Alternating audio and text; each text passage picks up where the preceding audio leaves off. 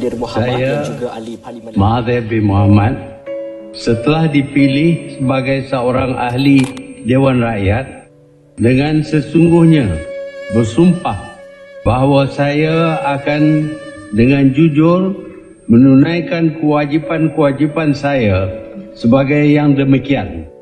Dengan segala daya upaya saya, bahawa saya akan menumpahkan taat setia yang sebenar kepada Malaysia dan akan memelihara, melindungi serta mempertahankan perlembagaannya.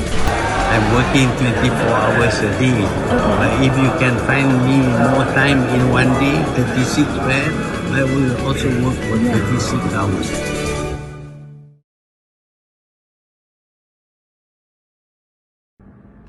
Hi everyone, I'm AQILAH and with my co-host ARDINI. Welcome back to your favorite political show. For today's political show, we will talk about the 4th and 7th Prime Minister of Malaysia, which is Tun Dr. Mahathir. We will share about the background of Tun Dr. Mahathir. Before we start, I would like to thank to the guests that has been invited for taking the time to be with us today. Hi Miss ALYA, how are you today? Even though every people in Malaysia know Dr. Mahathir as a two-time Prime Minister of Malaysia, however, not many people know his journey or background of Dr. Mahathir. So, for the first question, can you explain what is the background of Dr. Mahathir? Assalamualaikum all. Thank you Miss Aqilah for the question. So Tun Dr. Mahathir Mohamad was born on 10 July 1925 in Alus Kedah and is the youngest in the siblings. At the very beginning of his appearance in political area is at the age of 21, and by that he ran a medical practice before becoming a political member in 1964. His first appearance as the 4th Prime Minister in 1981 has served the country for over 22 years. Under his leadership between 1981 until 2003, he has been remarkable and stable in the perspective of political affairs, as he has contributed many factors which result in the great reformation of the country. However, his premiership ended on 31st October 2003 and left Barisan Nasional in 2006 due to disagreement with Datuk Sri Najib Tun Razak leadership style. After all, Tun Dr. Mahathir made a comeback in practice in 2016 by performing a new coalition, namely as Parti Pribumi Bersatu Malaysia, to challenge Barisan Nasional. On top of that, during the general election of 16, he won 113 seats and its party. This shows that due to his great leadership, which has brought many developments in Malaysia, and he is appointed again as the 7th Prime Minister in 2018. However, his second premiership is only last about less than 5 years due to the country's situation. Thank you. Thank you, Miss ALYA, for the great explanation about the background of Tun Dr. Mahathir. Next, I would like to Miss AQILAH. What do you think about the leadership of Tun Dr. Mahathir during his 22 years of premiership? I would like to explain more about the characteristic of leadership by Tun Dr. Mahathir. Firstly, Tun Dr. Mahathir strongly believed that leadership will determine the success of the country. Tun Dr. Mahathir felt that as a leader and a Prime Minister of Malaysia, he must make decisions for the people, and the result of this decision will be advantageous for Malaysians at large. For example, the North-South Highway, Kuala Lumpur City Centre. After that, Dr. Mahathir is a leader who holds the idea that the average person is not worthy of being a leader. In this regard, if you look at the past 16 years, Dr. Mahathir has done many actions that are out of the ordinary compared to the previous Malaysian leader.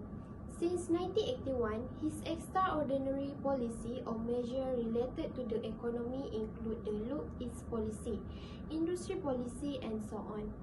Lastly, he prioritized the seriousness of the executor, who is entrusted with a task Therefore, Tun Mahathir does not like it when someone questions whether a decision or policy of his is visible or not. He wants those who are held accountable, whether party member, government official, must carry out a task with full commitment. During Tun Mahathir's reign, there were many contributions took place for our country, which is in political, social and economic sector. Ms. Intan Aina, can you explain the contribution of Tun Dr. Mahathir in terms of political sector? Thank you, Ms. AQILAH, for inviting me here. So, I will explain about the contribution in political of Tun Dr. Mahathir. Firstly, Tun Dr. Mahathir Mohamad wants to prevent corruption among government servants and political members. Tun Dr. Mahathir insists that the main action of the new government is to completely eradicate the practice of corruption in this country.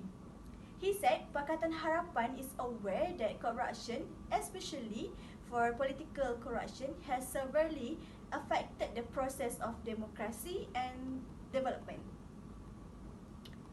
Tun Dr. Mahathir launched the procedural guidelines to help commercial organizations in the industry use basic measures to reduce the risk of corruption. The guidelines are as stated under subsection 5, section 17A of the Malaysian Anti-Corruption Commission Act 2009. This is related to the case of 1MDB as our former Prime Minister, which is Datuk Sri Najib Razak.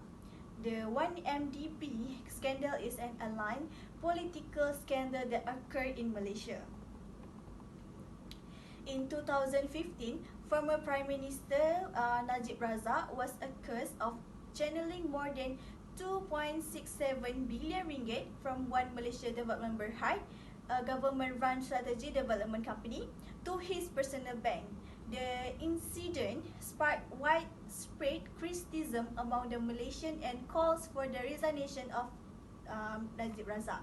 On May 21, 2018, the Prime Minister officer informed that the government to establish a 1MDB special investigation team to carry out the detailed investigation related to the 1MDB case, the detection and confiscation of assets, as well as the prosecution of individual who is commit a criminal offence in the management of the company. The effort made by Prime Minister Tun Dr. Mahathir have attracted the attention of the world media.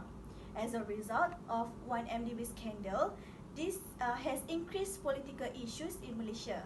Therefore, the action of Tun Dr. Mahathir reduced the issue of the 1MDB scandal and reducing political unrest in Malaysia as well as corruption. Other than that, which is media freedom, Prime Minister Tun Dr. Mahathir insists that the new Pakatan Harapan government wants media freedom to exist in Malaysia. Tun Dr. Mahathir explained that no one or any major power can stop any media or party from writing news related to the real and political situation happening in the country. It is because the media is not just spreading news and information, but providing a space for the community to give criticism and opinion to the leaders of the ethnic leaders in Malaysia. In addition to being an important medium that help to voice the dissatisfaction of the people who are oppressed and left behind. Lastly, Forex Framework Policy. This framework policy is broadly based on the articulation of foreign policy, priorities and direction by Tun Dr. Mahathir. This framework has been prepared via an extensive consultative process. It involved the participation of the Cabinet Minister, Pakatan Harapan leaders, senior official of the Minister of Foreign Affairs, parliamentarians, academia, former diplomat, entrepreneur and corporate representative, and professional and members of civil societies. Political actors also have an impact on foreign relations, especially when they establish link with the similar entities in other countries. For example, connection between political parties can be extremely influent in foreign policy, especially when the leaders of the political parties are also leaders of the government in their respective countries. In such circumstance, understanding at the party-to-party level can easily be translated into the policies of respective government. Therefore, this foreign policy framework is an initiative of the new government to articulate its foreign policy, emphasis and direction. Next, in terms of contribution in social sector, can Ms. ZAFIRAH explain more detail about it? Thank you for the question. The moment Dr. Mahathir was elected as the fourth Prime Minister, he has greatly benefited Malaysian society, particularly in the area of education. The teaching and learning of the science and mathematics in English PPSMI program was put into place in Malaysia by Dr. Mahathir.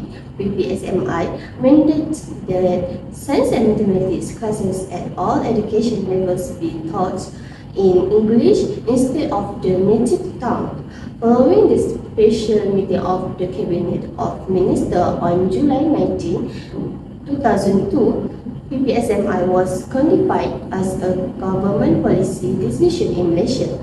The government's concept for the development of human resources to meet the standard of developed countries and preparation from the earlier stages of schooling to complete in the age of globalization serve as the foundation for the decision to switch the teaching and learning of science and mathematics from Malay to English. A field that serves as the foundations for and is crucial to the advancement and development of a nation. It is generally proficient in the language of science and mathematics.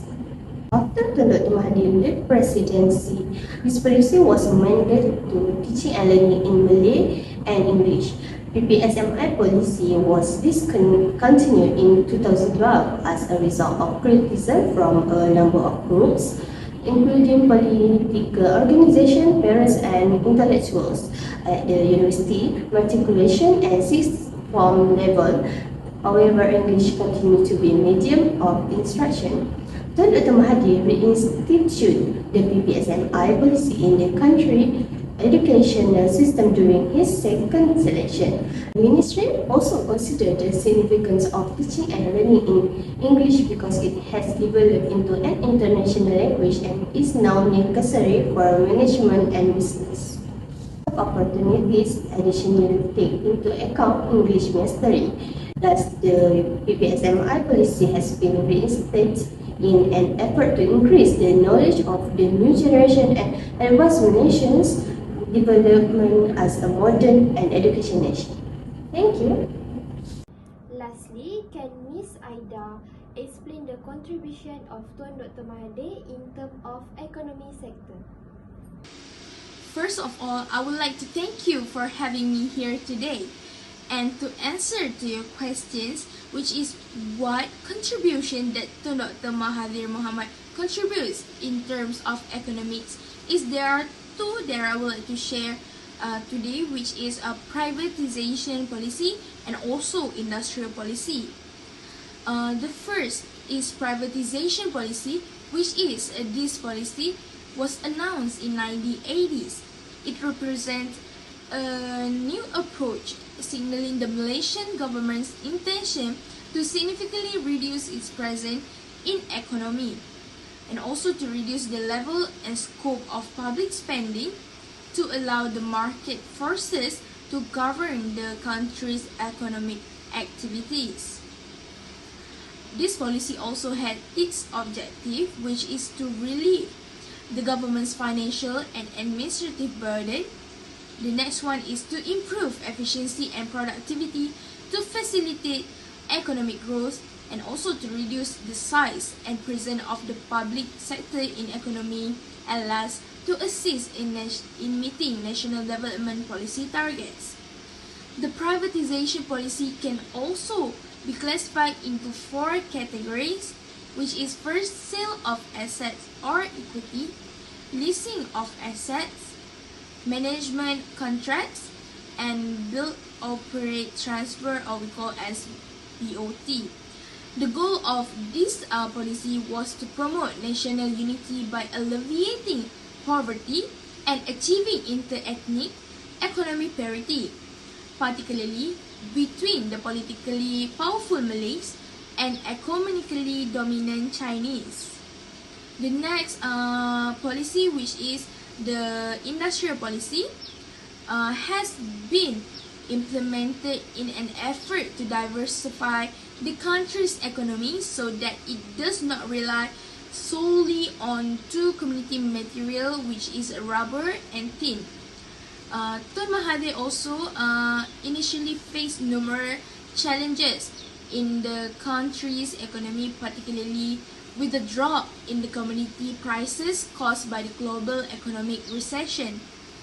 On February 3, 1986, the government launched a long-term program, the Industrial Master Plan, or we call as PIP, in order to accelerate the in-country industrializations. The PIP has three goals. The first is to make the manufacturing sector a catalyst for country's industrial growth, where sophisticated and advanced technology is introduced. Second, rather than relying on other countries, this is encourage the full utilization of local natural resources to create more job opportunities. The third goal, which is to increase the level of R&D of local technology as a foundation for Malaysia to become an industrialized country. In the National Industrial Plan process, heavy industries has long-term potential because this policy is a step towards a stronger economy by expanding and strengthening the manufacturing base and structure so that it can continue to face growth and maturity. Strategy implementation on heavy industries necessitates large amounts of capital, advanced technology, and also skilled labor. Apart from the government, no local investors are willing to put money into such large projects. Local investors lack the necessary technology as well, forcing the government and foreign investors to invest in this field. In order to accomplish this, the Malaysian government established the Heavy Industry Cooperation of Malaysia, or known as HICOM, in 1980. HICOM's role is to identify, initiate, implement, and manage heavy industry projects. Following that, several government-sponsored projects were launched in collaboration with foreign investors. These include the cement, steel, and national automobile industries, which are regarded as jewels in Malaysia's quest to become new industrial nation. Before we end our show for today, what can I conclude is over the 22 years as a Prime Minister, Tun Dr. Mahathir led Malaysia to the top excellence. Malaysia has gone through many improvements in politics, social and economic development. This improvement is based on a number of policies aimed at ensuring the country's leading position in the world.